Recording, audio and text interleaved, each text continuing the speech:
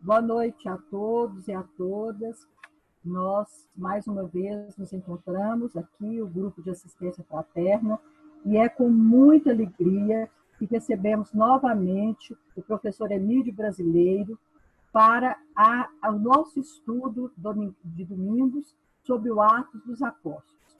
Antes de passar a palavra para o professor Emídio, nós gostaríamos de solicitar que a Marisley pudesse nos fazer, aliás, brindar a todos, né, com uma prece inicial, para que possamos realmente colocar o ambiente, mesmo que virtual, de uma maneira mais propícia para recebermos os ensinamentos de Jesus.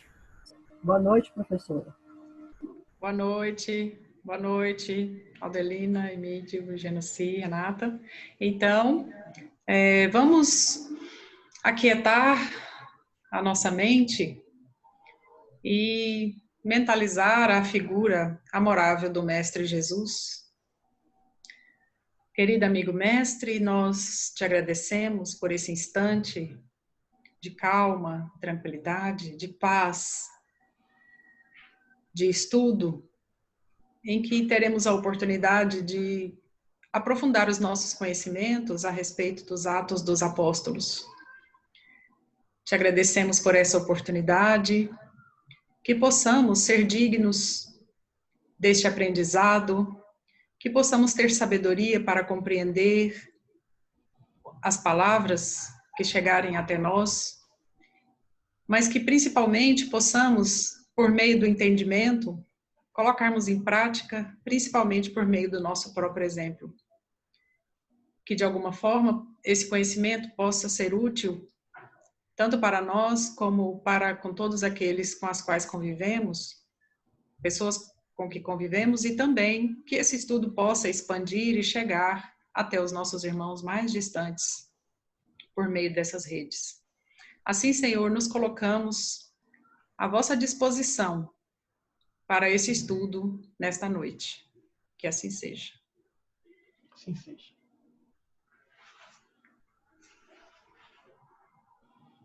Com a palavra, doutor Emídio. Bem, vamos fazer a leitura do texto de hoje, né?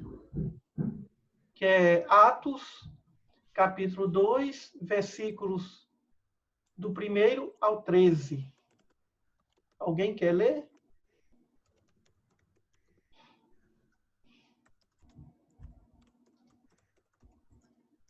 Qual que é o versículo mesmo? É do capítulo 2, 1 a 13. Saímos do capítulo 1, estamos agora no capítulo 2.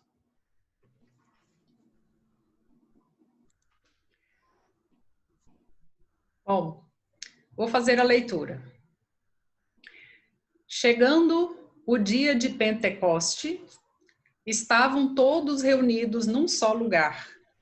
De repente, veio do céu um som, como de um vento muito forte, e encheu toda a casa na qual estavam assentados. E viram o que parecia línguas de fogo, que se separaram e pousaram sobre cada um deles. Todos ficaram cheios do Espírito Santo e começaram a falar noutras línguas, conforme o Espírito os capacitava. Havia em Jerusalém judeus, devotos a Deus, vindos de todas as nações do mundo. Ouvindo-se o som, ajuntou-se uma multidão que ficou perplexa, pois cada um os ouvia falar em sua própria língua. Atônitos e maravilhados, eles perguntavam: acaso não são galileus todos esses homens que estão falando? Então, como os ouvimos? Cada um de nós, em nossa própria língua materna. Partos, medos e elamitas, habitantes da Mesopotâmia, Judéia e Capadócia, do Ponto e da província da Ásia, Frígia e Panfília, Egito e das partes da Líbia, próximas a Cirene, visitantes vindos de Roma. Tanto judeus como convertidos ao judaísmo, cretenses e árabes, nós os ouvimos declarar as maravilhas de Deus em nossa própria língua. atônitos e perplexos, todos perguntavam uns aos outros: o que significa isto? Alguns outros, todavia, zombavam e diziam: eles beberam vinho demais. Esse é o trecho. Muito bem. Tem tradução que diz assim: estavam cheios de vinho doce. Bem, então, essa é a esse é o texto que nós vamos refletir.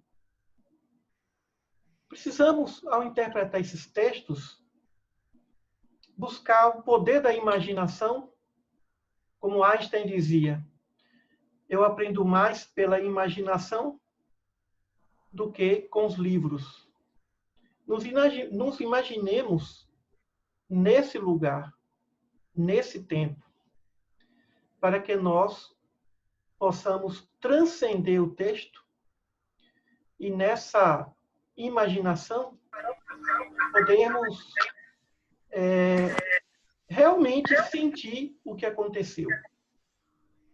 O poder da imaginação, imaginarmos no lugar, no ambiente, nos dá muita tranquilidade para podermos interpretar o fato. O fato, quando ele é interpretado pelas letras, ele tem um significado.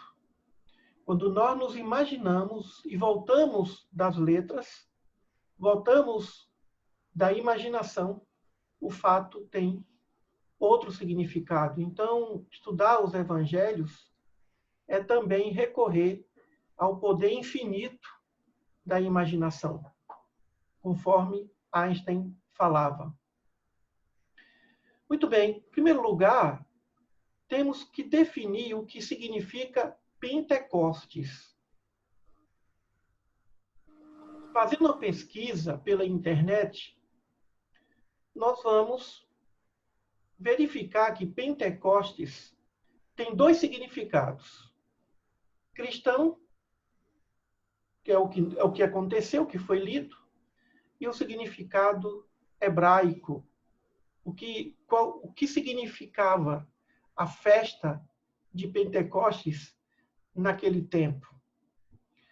Então, no judaísmo, Pentecostes é uma festa, que era uma festa de homenagem à colheita. Então, tem esse significado.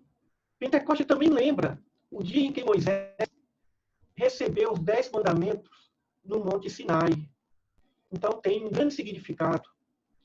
Tem também o significado de ser a festa das semanas, ou seja, está vinculado ao tempo da Páscoa.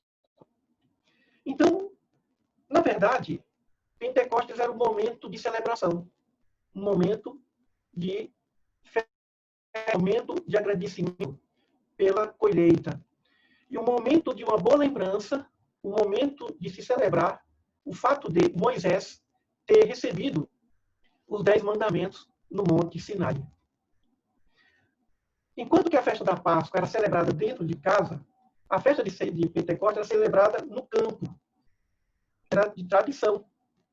No local da cerimônia, se colocava um feixe de trigo ou cevada e era apresentada como oferta a Deus, o doador da terra e a fonte de todo o bem. Os celebrantes alimentavam-se de parte das ofertas trazidas pelos agricultores. Então, era uma festa que se comemorava no ambiente rural, no ambiente próximo à colheita, no ambiente da agricultura. Então, era uma festa alegre, era uma festa também solene. Muito bem. Já no cristianismo, hoje tem um outro significado. É o símbolo do cenáculo, era o momento em que os apóstolos se reuniram e, pela primeira vez, à espera do Espírito Santo. O cenáculo deveria ter sido aquele mesmo que Jesus celebrou a última ceia, mas vamos agora nos transportar àquele momento, pela imaginação. O texto diz assim, o texto diz que, tendo completado o dia de Pentecostes, então a festa não era num dia só, era a festa de vários dias, e aquele seria o último dia. Estavam todos reunidos no mesmo lugar. Todos os apóstolos, todos os discípulos. Muito bem. Agora, esse fenômeno das línguas como de fogo não foi um fenômeno que apareceu de forma esporádica. Eles se prepararam para esse momento. Eles foram preparados para esse momento. Aquela ali foi a primeira reunião mediúnica oficial pelos caminhos do cristianismo. Então, não foi uma reunião não planejada por acaso, não. Foi algo que aconteceu e que estava sendo esperado. Por que estava sendo esperado? Porque Jesus havia prometido isso. O que é essa promessa? A promessa da consolação. O Espírito Santo, como já falamos aqui antes, representa os espíritos superiores, espíritos bondosos, mensageiros de Jesus. O Espírito de verdade representa o conjunto de espíritos que organizaram a doutrina espírita, os princípios basilares, básicos da doutrina espírita. O Consolador prometido por Jesus. Mas esse momento em que os espíritos se apresentam nessa reunião é o primeiro contato, é o primeiro momento oficial em que a promessa de Jesus é cumprida. Ele enviou seus mensageiros para aqueles discípulos, para aqueles apóstolos, para aquelas pessoas que estavam ali reunidas, esperando que isso acontecesse. Eles não foram pegos de surpresa. Então, ali, eles estavam em oração, eles estavam esperando o momento que a promessa do Cristo fosse cumprida, e isso foi feito. Então, o texto diz, de repente veio do céu um ruído, ou seja, claro, todos estavam ali em oração, quando os espíritos começaram a aparecer. E, evidente, como eram muitos, eles fizeram questão de se manifestar com sonoridade, como se fosse, o texto diz, um vendaval impetuoso. Foi uma legião de espíritos. E que o texto diz que encheu toda a casa onde se encontravam. Então, eles estavam num ambiente fechado. Eles não estavam no campo. Podia ter essa casa ser no campo, mas estavam num ambiente fechado. Mas num ambiente fechado que tinha acesso, num ambiente que as pessoas tinham acesso. Então, naquele momento, eles estavam a esperar. O texto não diz se foi à noite, se foi de dia, se foi pela manhã, se foi pela tarde. Provavelmente foi no início da noite.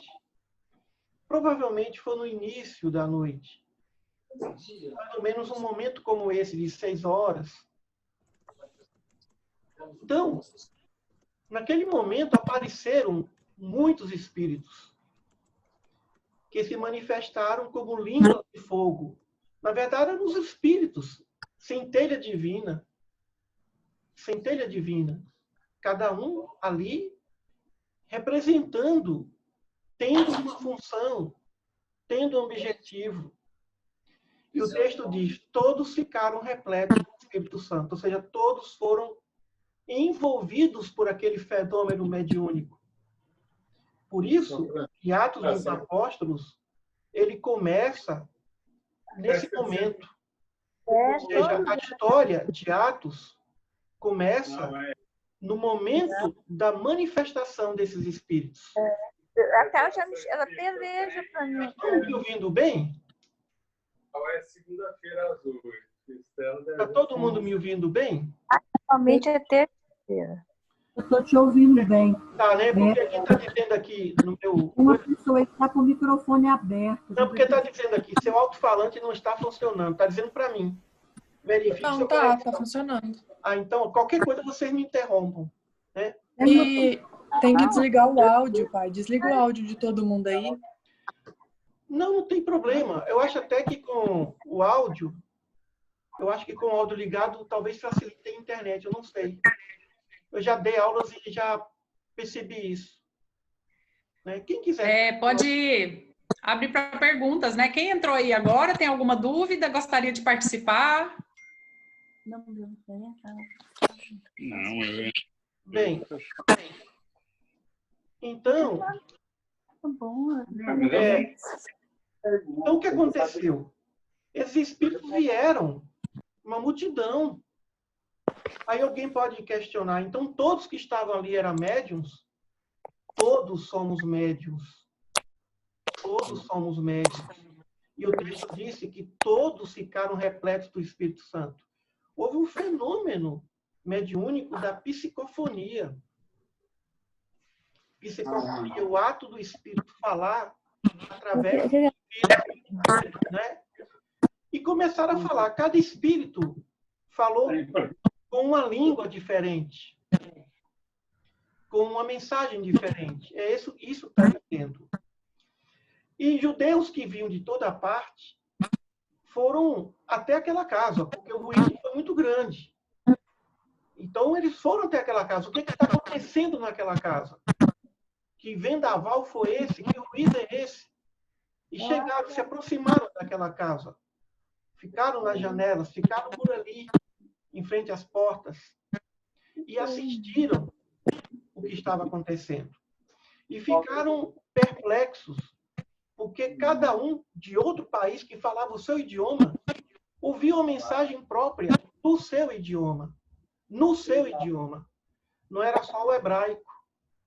Então, ele fala que era gente de toda parte que estava ali e escutava muitos falando, e cada um identificava, decodificava a mensagem, porque aqueles médios estavam falando em seus idiomas. Isso é muito sério. Isso é muito profundo. Por quê? Porque a mensagem espiritual está dizendo que é para todos, em todos os idiomas. Ou seja, a mediunidade é um fenômeno que nos atinge a todos. Não importa a nacionalidade, não importa a religião. Isso é universal. O fenômeno mediúnico não é de propriedade de uma religião, não é de propriedade dos cristãos, dos não cristãos, do espírita, do não espírita. Em toda parte, os espíritos se manifestam. No ambiente da Igreja Católica, no ambiente islâmico. Ou seja, o fenômeno da comunicação com os espíritos é um fenômeno natural. Independe. Só que a doutrina espírita estuda esse fenômeno. A parte científica do espiritismo estuda e classifica os fenômenos mediúnicos. Então, o primeiro ponto, a mensagem é universal para toda a gente, de todos os idiomas, de todas as nacionalidades. Um outro ponto, a mediunidade é um fenômeno também natural, que nos atinge a todos. E uma coisa que é muito interessante é que as verdades, independentemente de como elas se apresentam, a verdade também é universal. Não é de propriedade desse ou daquele segmento filosófico. Não é de propriedade desse ou daquele segmento religioso. Não é de propriedade de ninguém. Então, quando Deus quer que algo aconteça, que a sua mensagem alcance, ele age assim, com todos os povos, em todos os idiomas. Isso é que é interessante. A história da primeira comunidade cristã começa aí. É o batismo de fogo. O que Jesus disse: sereis batizados com fogo. Porque o Espírito tem luminosidade. O Espírito não é uma figura apagada, é energia. É energia mesmo. É uma energia que, dependendo do tipo de evolução do Espírito, assume várias colorações. principalmente aquela coloração amarelada, aquela coloração como se fosse uma energia elétrica, só que pensante. É um raio, é algo que tem um significado muito profundo. É uma centelha, é muito difícil definir a individualidade espiritual. É muito difícil de se comparar. É muito difícil de comparar alguma coisa. Mas a gente compara com fogo, com manifesto em forma de pomba, mas é um raio de sol pensante, poderoso. Então, Espírito Santo significa a mensagem de Deus na Terra. Espírito Santo através da aplicação com os espíritos. O fenômeno da comunicabilidade dos espíritos não é um fenômeno exclusivo da doutrina espírita. Em toda parte, os espíritos se manifestam e falam em seus idiomas, querendo dizer que a verdade ela chegará de qualquer maneira para toda a gente. É por isso que existe aquela máxima: se o espiritismo não for a religião do futuro, será o futuro das religiões. Porque todas as verdades espíritas não são de exclusividade do espiritismo, mas é a verdade. É de exclusividade da verdade. Que o pensamento filosófico religioso que não aceitar vai ser forçado a aceitar. Porque ninguém pode, por muito tempo, negar um fenômeno natural. Então, isso é interessante. E como era uma festa, e vem a gente de toda parte, talvez a segunda maior festa depois da Páscoa, então, muitos judeus que vieram de todos os lugares, eles deram testemunho. E por isso que teria que ser naquele momento festivo, um momento de celebração, para ficar inesquecível. Esse dia, esse fenômeno mediúnico em massa, ia ter ocorrido em um momento. Mas por que foi escolhido aquele momento? Porque era um momento simbólico de festividade, de união. Era um momento que os judeus se uniam para celebrar, para comemorar. Querendo dizer que a mediunidade também ela é acompanhada por um momento de celebração, de alegria, de felicidade, de união. Então, esse fenômeno mediúnico em massa, ele foi escolhido nesse momento para dizer que a mediunidade é um fenômeno popular, é um fenômeno para todos. Não é de propriedade privada. É de natureza universal. É de natureza universal. Por isso que foi escolhido aquele momento. Porque a festa de Pentecostes era uma festa alegre, era uma festa de alegria e de união. Ou seja, a primeira comunidade cristã, ela deveria surgir de um momento de união, de um momento de alegria, e sob o batismo poderoso do fogo espiritual. E isso atraiu muita gente. Todos que estavam ali, naquele momento, se sentiram atraídos. Significa dizer que essa casa não era uma casa isolada. Era uma casa que estava localizada num ambiente onde existiam muitas pessoas. Se fosse praça pública ou uma rua muito movimentada, essa casa não estava isolada. Então, essa reunião mediúnica, tão esperada, ela foi feita, ela ocorreu num local, numa casa, mas dava acesso à comunidade judaica, onde ali pessoas transitavam.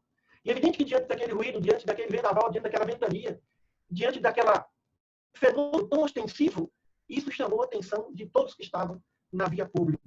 E todos foram curiosos, querendo saber o que está acontecendo dentro dessa casa. Muito bem. Aí vem a questão. Se os judeus foram lá, porque eles questionaram, mas não são todos esses galileus, ou seja, os que estavam reunidos em sobredominância naquela casa, eram pessoas da Galileia, mas eram religiosamente judeus. Nós sabemos que ser judeu independe do local onde vive, mas da sua opção religiosa. Tem um judeu que nasce na terra e tem um judeu que nasce da convicção religiosa, mesmo não tendo nascido em regiões, em terras judaicas, em terras da Palestina. Então, o texto fala que pessoas de vários lugares, da Judéia, da Galiléia, da Mesopotâmia, ou seja, da Ásia, os que puderam estar ali, naquele lugar. Qual era o lugar? Jerusalém. Qual era o lugar? Jerusalém. Foi em Jerusalém que aconteceu isso. Em alguma rua, em algum lugar muito movimentado. Em um lugar que onde chamou a atenção de todos. Então, esse acontecimento foi em Jerusalém. O local nos disse que os discípulos deveriam permanecer, porque de lá nasceria a primeira comunidade judaica. Muito bem. Então, muita gente de toda parte. Era um hábito, era uma cultura anual. Inclusive os romanos, todos testemunharam aquele momento. É algo que todos teriam de testemunhar. Para o quê? Para gerar a credibilidade. O fenômeno mediúnico gerando a credibilidade das verdades. Não há filosofia, não há dialética, não há doutrina que combata, que tenha argumento contra os fatos mediúnicos. O que justifica uma criança de 3, 4 anos tocar piano sem nunca ter estudado música? Não há dialética materialista. Não existe. Meus amigos, a filosofia ela tem muito poder. A filosofia tem muito poder. Inclusive de enganar. Mas contra fatos não há argumentos. O fato mediúnico é o único argumento que pode vencer uma construção filosófica poderosa materialista. Eu vou repetir. O fato mediúnico é a única coisa que pode combater as extravagantes, entre aspas, argumentações da dialética materialista. Filosofia não vence filosofia. Vou repetir. Filosofia espiritualista não vence filosofia materialista. Filosofia espiritualista não convence filosofia materialista. A única coisa que vence o humanismo, a única coisa que convence a filosofia materialista tão bem construída é o fato mediúnico. E mais nada. Porque com o objetivo de convencer é fazer com que o indivíduo entenda a verdade. Compreenda a verdade. Argumentos com palavras não convencem ninguém. Vou repetir. Isso é do direito também. Para convencer o juiz, não basta a fundamentação legal, não basta a fundamentação doutrinária. Para convencer o juiz, convencer o plenário, para convencer o Ministério Público, para convencer o advogado, só as provas. Provas. Mesmo assim, alguém pode questionar a veracidade das provas. E foi o que Kardec fez. Colheu informações por diversas vias mediúnicas para que aquela verdade fosse constatada por intermédio de outras comunicações. Nós recebemos a comunicação espiritual, seja pela psicofonia, ou seja, pela psicografia. Se vier uma mensagem genérica, nós logo pensamos, não foi o espírito. Não, o espírito não disse nada demais. Essa mensagem poderia servir para qualquer outra pessoa. Mas quando aquele espírito diz uma coisa que nenhum familiar presente sabia, não se pode nem questionar o poder telepático do médium, porque tem médium, tem pessoas que têm poder telepático tão grande que vai dizer o que o indivíduo pensa. O indivíduo vai dizer, não, realmente foi a comunicação do meu parente. Mas quando se fala alguma coisa que todos ignoram, não está nem no subconsciente, isso prova a mediunidade. Quando um médium escreve com a caligrafia daquele que se foi, com a assinatura, isso não tem argumento. Isso não tem filosofia materialista. Para convencer o materialismo, só o fato mediúnico em um teste. E foi essa a mensagem de Pentecostes. Deus queria que dali não pairasse nenhuma dúvida. A vida após a morte. Ali estavam pessoas falando idiomas que nunca ouviram, que nem sabiam, nem conheciam. Tem médiuns que psicografam em idiomas diferentes de trás a frente. Nem sabe aquele idioma e vai psicografar desse jeito. Então, não há filosofia no mundo que dê conta das provas mediúnicas. Não adianta querermos convencer alguém por meio de palavras. Uma mente fechada, a palavra não vai convencer. Mas o fato mediúnico convence, e foi a partir dali que os discípulos estavam convencidos. Eles mesmos se convenceram, e os que não faziam parte do colegiado, todos estavam convencidos que Jesus prometeu. Foi a consumação de uma promessa de Jesus. E a partir dali, a comunicabilidade com os espíritos foi uma frequente realidade. Espiritismo, cristianismo, uma religião, qualquer que seja a religião que venha para ficar, qualquer princípio religioso ou filosófico que venha para ficar, não vem sem os espíritos. Se Sócrates foi considerado e é considerado o maior filósofo da Grécia antiga, Allan Kardec pergunta aos espíritos que vivemos no tempo de Sócrates. Isso está na revista espírita que ele publicou. Qual foi o maior filósofo do tempo? Sócrates. Hoje, depois de tantos e tantos séculos, quem considera que foi o maior? Sócrates. E Sócrates era um médium que conversava com os espíritos, com o daimon, com seu antuelá. Sócrates não estava sozinho. Sócrates era um médium que conversava com os espíritos. Por isso que ele foi completo. A filosofia não vinha só dele, vinha também de outras mentes desencarnadas. Não se tem notícia se Platão foi médium, não se tem notícia se Aristóteles, se Pitágoras, mas Sócrates foi médium. E a gente diz que ele conversava com daimon, ele conversava com o espírito. Então, quando vem uma verdade, quando essa verdade vem para ficar, ela não vem apenas por intermédio de encarnados. Os espíritos estão ali para endossar, para dar lastro às verdades. Por isso que Moisés recebeu os 10 mandamentos pelos espíritos. E não foi ele que escreveu. Ele recebeu através de um fenômeno mediúnico. Então, essa é a realidade. Então, todos estavam espantados. Todos estavam atônitos. Mas tem sempre aqueles contrariados em suas conveniências que não aceitam. Não aceitam as evidências. E alguns, eles estão bêbados. Estão cheios de vinho doce. Né? Mas, mesmo esses, entenderam as mensagens. Há uma diferença entre falar e dizer estão bêbados e em ter a convicção. Todos que estavam ali ficaram convictos dessa realidade mediúnica e da comunicabilidade dos espíritos. Mesmo que da boca para fora tivessem ali. Mas interiormente todos estavam convictos de que aquele fenômeno não foi uma farsa. De que aquele fenômeno não foi um engodo. E aí podemos trazer isso para as nossas vidas.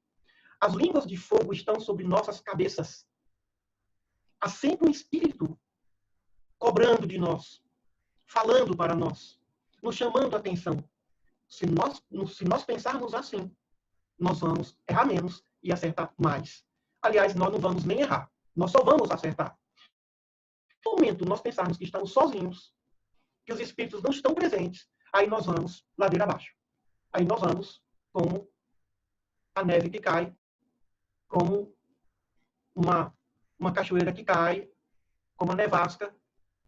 Então, nós temos que ter essa convicção de que eles estão presentes, que eles estão atuando. E foi essa a primeira mensagem. Esse foi o marco, esse foi o batismo. Todos foram batizados pela pia batismal da mediunidade. Todos foram batizados pela pia batismal da mediunidade. A mediunidade batizou. O som está tudo bem?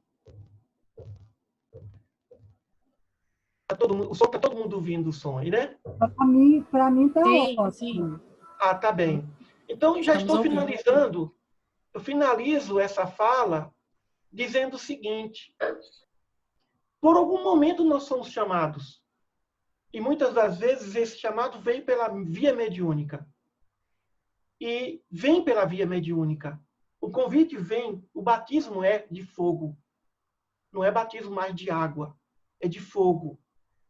Seja por intermédio de uma comunicação, seja pela mediunidade onírica, José foi convidado, através da mediunidade onírica, dos sonhos, a entender a realidade que se passava com Maria de Nazaré.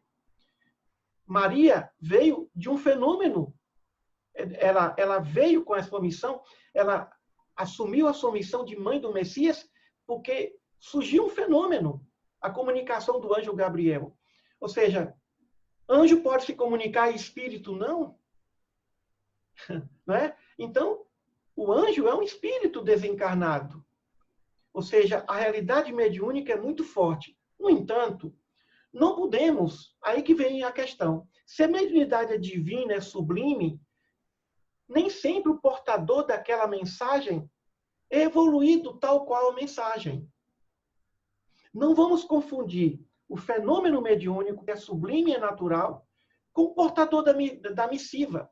O carteiro não é a mensagem que ele passa.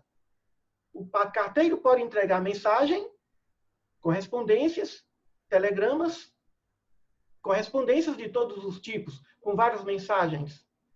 Mas se o carteiro vem com sempre mensagens boas, a gente às vezes até pensa que ele é o próprio mensageiro. Ele não é o mensageiro, ele é carteiro. Ele é um carteiro.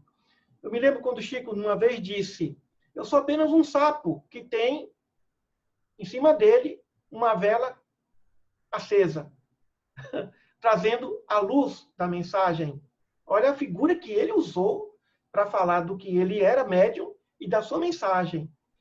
Então, todos nós somos frutos de algum acontecimento mediúnico.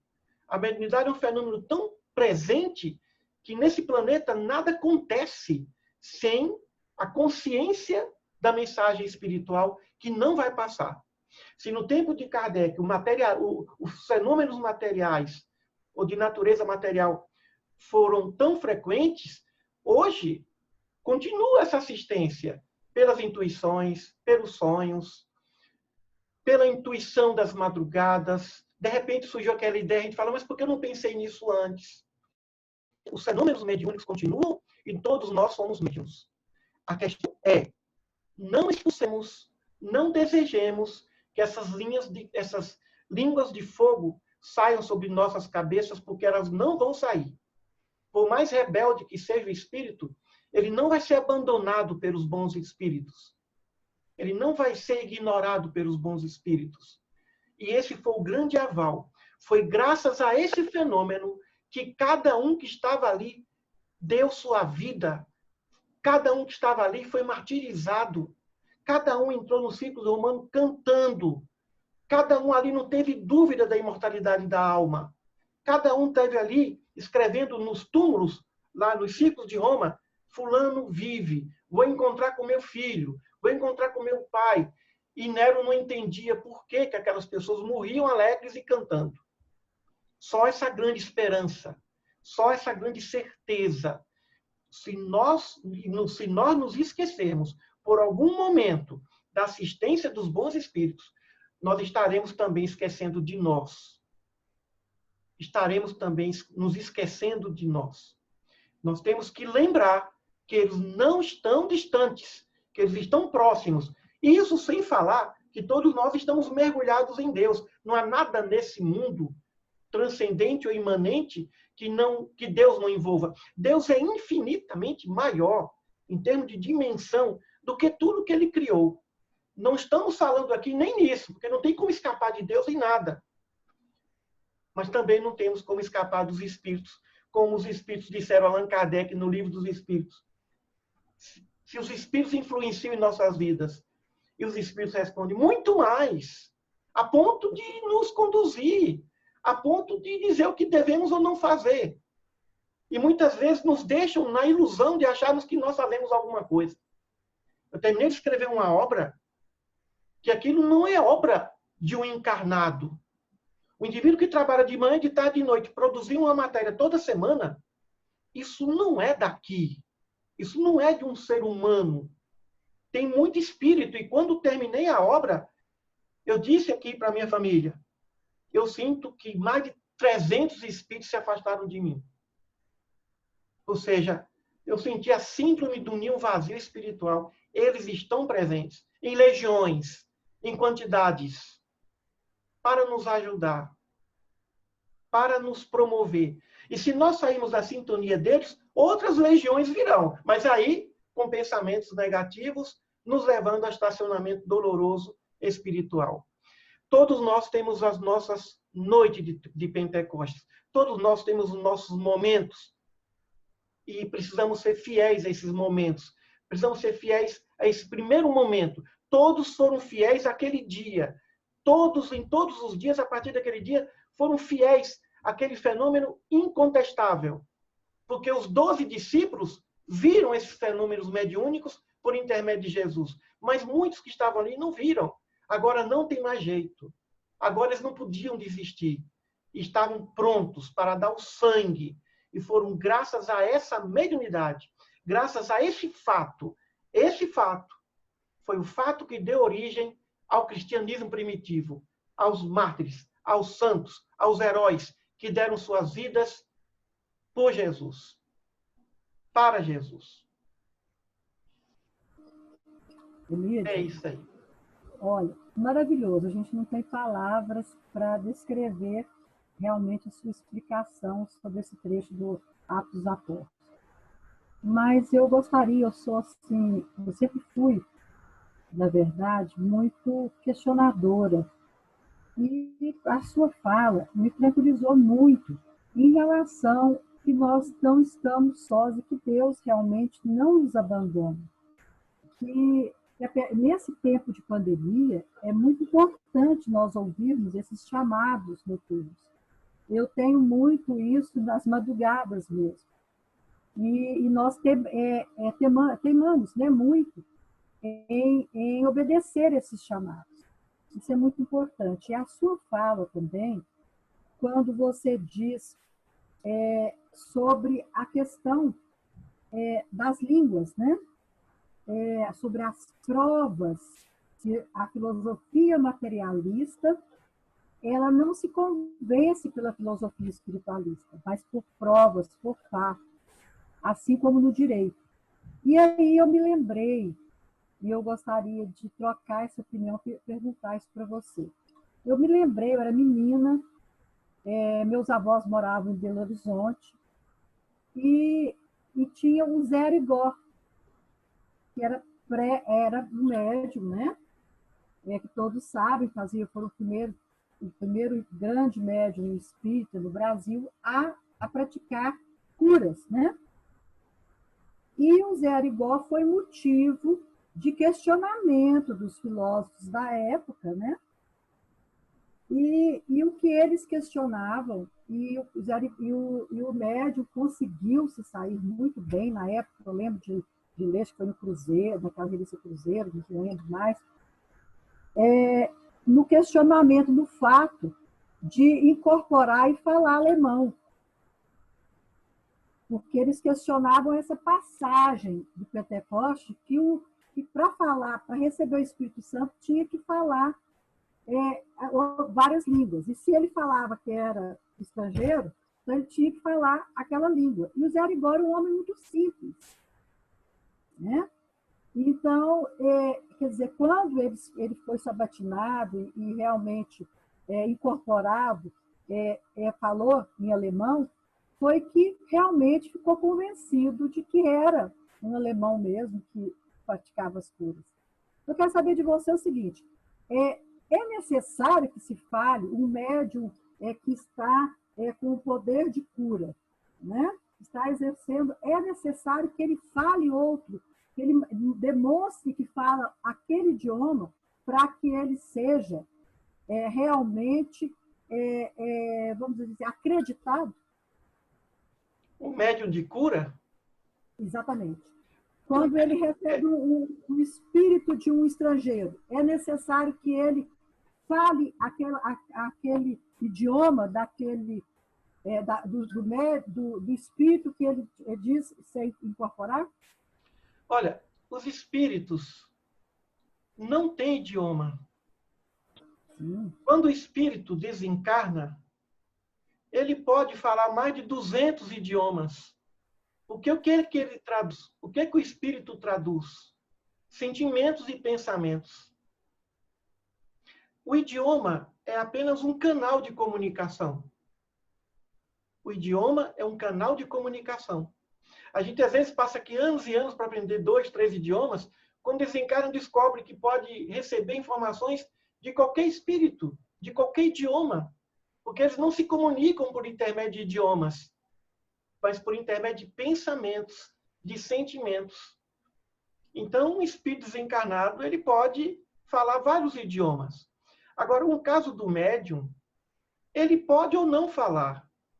Mas o que é importante é ele traduzir o que aquele espírito está a falar. Vai depender do grau da mediunidade. O médium inconsciente, ele pode realmente falar o idioma que ele desconfia, deixar que o espírito fale no idioma que ele desconheça. Mas dependendo de mediunidade, ele não há necessidade. Agora, no caso do médium de cura, a própria cura já é um fato fantástico, mediúnico. Quem é que busca o médium de cura? É aquele que foi desenganado pelos médicos, pelos exames. Já vai ali com atestado de óbito, ou melhor, com a promessa de um atestado de óbito. O médico diz, só tem 6 meses. Então, quando não se tem mais onde ocorrer, é que se busca o médium de cura. E a mediunidade de cura, ela existe, realmente. Porque naquela época, de certo, foi necessário que o médium é que nesses questionamentos ele fosse realmente sabatinado, né? No início da década de... Não, final da década de 60. No caso, eu acredito que sejam... No caso dele, ele tinha faculdade mediúnica de possibilitar o espírito falar em alemão. Mas vamos supor que ele não tivesse essa faculdade de permitir que o espírito falasse em alemão. Só o fato dele curar o que ele fez, de ele fazer o que ele fez, já se provaria para esse filósofo materialista, principalmente se ele fosse o doente em questão. Olha, eu vim aqui, estou aqui com um atestado médico que eu sofro de leucemia. De repente eu passei por uma cirurgia espiritual, agora acabou, não tem mais a leucemia, né? Eu fiz exames laboratoriais em 3 lugares, agora eu fiz em mais 3 lugares. Antes deu leucemia, agora não está dando nada. Então, por si só, isso já bastaria. Mas, no caso, foi bom, e no caso do médium em questão, que ele pudesse falar. Né? Era um filósofo padre, questionador. Eu lembro dessa reportagem. Era um padre. Ele se convenceu por causa disso, não pelas curas, mas pela língua. Pode. Foi bom você esclarecer isso. A espiritualidade tem dúvida por causa desse questionamento. A espiritualidade tem várias maneiras, vários caminhos de convencer uma pessoa, até pelos sonhos. A espiritualidade tem várias maneiras de convencer alguém a respeito da presença dos espíritos, da imortalidade da alma. Ela vai escolher a maneira certa. Às vezes, nem precisa de muita coisa.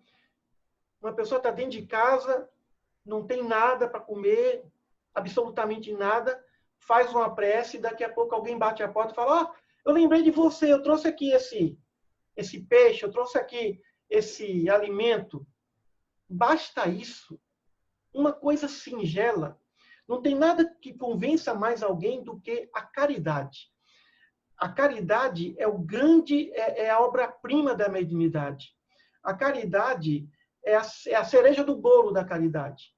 Quantas vezes a gente pede pela oração e a coisa acontece? E quando acontece, a fé se instala ou se renova? Quantas vezes a gente pede, pensa que ninguém ouve, que ninguém vê, e de repente a coisa acontece? Às vezes nem precisa pedir, basta a gente estar em desespero. Senhor, estou em desespero, por favor. Nem precisa pensar em Deus. Estou em desespero. Alguém me acuda, alguém me socorra. E o socorro vem e convence o indivíduo. Jesus, como eu disse aqui, curou 10 leprosos. Curou 10 leprosos. Mas somente um, que não era judeu, era samaritano, veio agradecer. E ele perguntou: mas não foram 10? Cadê os outros 9?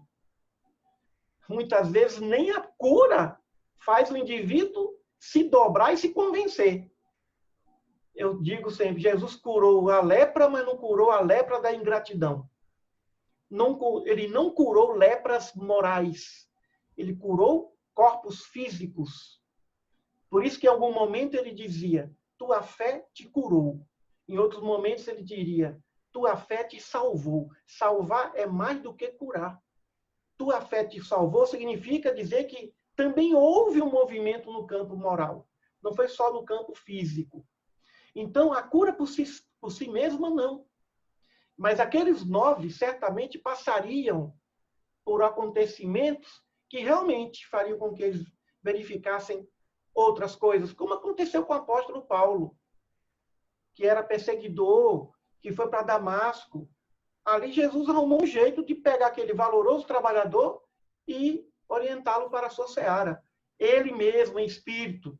Então, ali não foi um médium. Paulo ali estava convencido: quem és tu, Senhor? Eu sou Jesus a quem persegues. Então, a espiritualidade tem muitas formas de nos convencer. Através de filhos, através de netos, através de amigos, através de fatos, através dos animais, através da natureza. O fato é que todos nós temos os nossos dias de Pentecoste. E não é apenas um dia, vários dias, vários momentos. Às vezes, uma encarnação é o dia de Pentecoste daquele espírito. Uma encarnação. Numa encarnação em que o indivíduo conhece o espiritismo, Na encarnação que o indivíduo conhece as verdades eternas que são estudadas pela doutrina espírita, esse é o dia de Pentecostes desse espírito. A partir dali, ele não vai ser o mesmo. Né? Então, o dia de Pentecostes é um momento simbólico de batismo espiritual, de reencontro com as verdades eternas. É o nosso encontro com a verdade, né? Verdade suprema. Porque até os nossos irmãos evangélicos dizem o meu encontro com Jesus, né? Eu encontrei Jesus. Então, muitas vezes, realmente, eu encontrei a verdade suprema.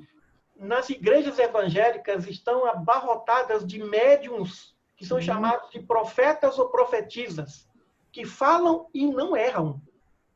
No ambiente católico, do mesmo jeito, e chamam isso de o Espírito Santo. Os fenômenos mediúnicos estão em toda parte. Maomé foi um grande médium. Escreveu o Corão pela mediunidade. Ele viu o anjo Gabriel e escreveu. Então, a mediunidade é o batismo, é a origem de todas as verdades. É por ela que todas as verdades passam. Não há um cientista que escreva, não há um filósofo que escreva verdades eternas, o que descubra se não passar pela mediunidade. Somos dependentes da mediunidade, tanto quanto dos 5 sentidos. Emílio, as suas explicações de hoje, depois você irá salvá-las, e eu quero pedir sua permissão para colocá-la no grupo de estudos da mediunidade, do grupo de assistência fraterna, porque eu acho que será de grande valia para todos que estão em desenvolvimento mediúnico. Foram explicações muito valiosas e eu tenho certeza que todos aqueles que irão ouvi-lo pelo YouTube e pela nossa página no Instagram realmente ficarão maravilhados com todos os seus esclarecimentos. Eu vou dormir realmente com conhecimento da doutrina espírita maior essa noite. Você realmente me abriu a mente essa noite. Muito obrigada. E eu não serei um dos leprosos que não agradece. Muito obrigada, gratidão por você estar conosco aqui no grupo de assistência fraterna e nos repassando todos esses ensinamentos. Sou eu que agradeço pela oportunidade. Que Jesus possa nos abençoar a todos, possa nos envolver e que no próximo domingo nós estejamos aqui novamente juntos para estudarmos o próximo vai ser capítulo 2, né? Do versículos 14, né? Uhum. Do 14 ao 36. Ao 36. Ao 36? O discurso de Pedro. Exatamente.